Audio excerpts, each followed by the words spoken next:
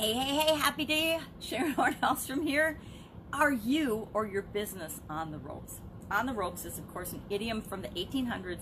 Comes from the boxing sport, the sport of boxing, when a boxer was being boom, pounded and trounced to the point of almost collapsing.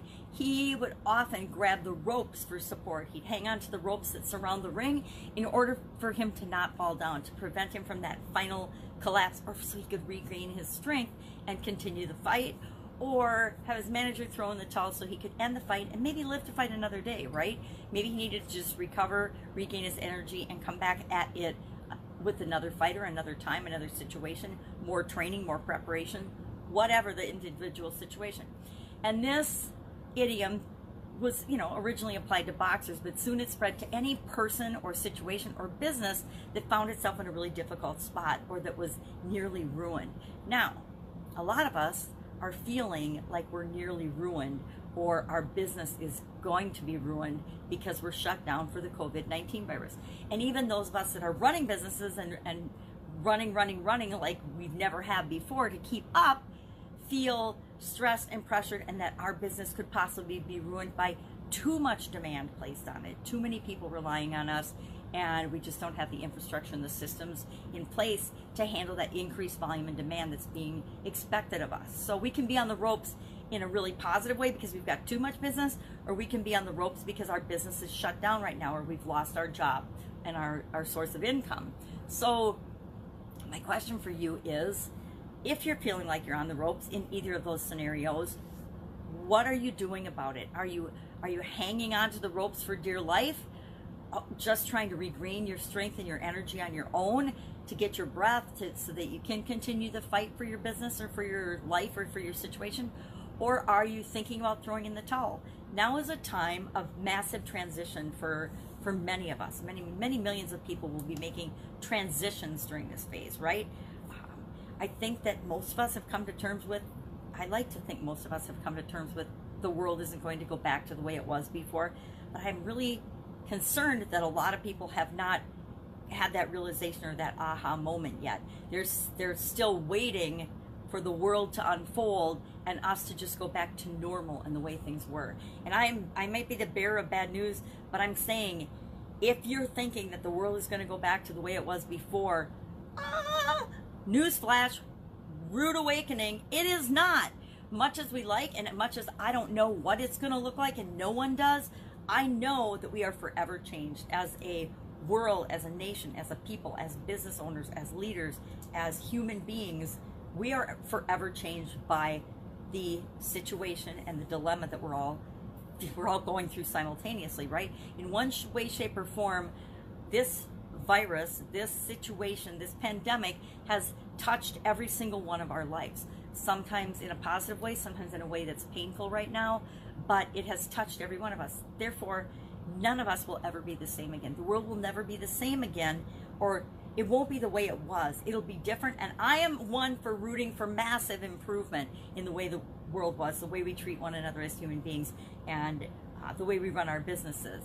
If this has shown me personally anything as a business owner, it's that we need to expect the unexpected, and I don't think anyone could have been actually prepared for this from an emergency action plan preparation standpoint, because I've done a lot of emergency action plans, and pandemic was never on the list of things we should consider. Tornadoes, depending on where you live, tornadoes, hurricanes, acts of nature, acts of God, tsunamis in some areas, but pandemic, that didn't even hit the list of things that we needed to be prepared for. So it's a new experience for all of us. And whether our businesses are on the ropes or they're running like crazy and gangbusters, all of us are going through massive transformation and change.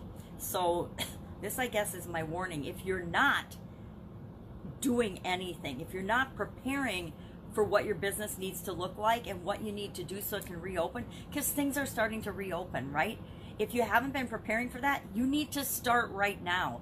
You need to figure out what your next step is. You need to figure out number one, what do you want your business or your career or your life to look like going forward? This has been a great opportunity to reset our priorities and really understand on an individual basis and for our businesses, what is important? What is the most important thing? What are our priorities? What are my priorities as the leader of my business? And somehow, even if my employees aren't with me right now, I can be communicating that to them. I can be communicating how much I am concerned about and how much I'm looking forward to, if I cannot do anything right now, which most of us can, how much I'm looking forward to doing business with my customers in the future, and that, touch base if I can help them in any way. At a minimum, we should be doing that and communicating with the people that we can. And I can hear people saying, I can't, I don't have a list, I don't know how to communicate with my people.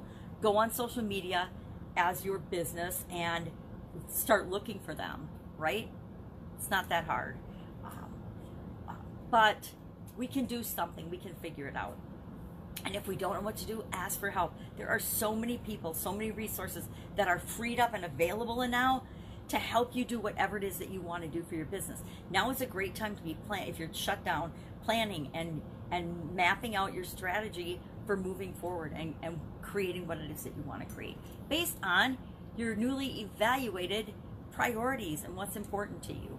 So if you're on the ropes or feeling like you're on the ropes and you really don't know what to do, if your business is growing and swamped, or if you're shut down and you're feeling frozen and not like you know what to do, please, if you have no one else to call or no one else to ask me. And if I don't know, I can think of something for absolutely every business. I can't think of a business yet that someone's approached me with that I haven't been able to help them figure out the next step or what they need to be doing right now to prepare for whatever their situation is, both individuals and businesses. So ask me, ask someone else, but don't stay frozen in place. Don't stay hanging onto those ropes until the bell rings or whatever, and until you're out of the fight.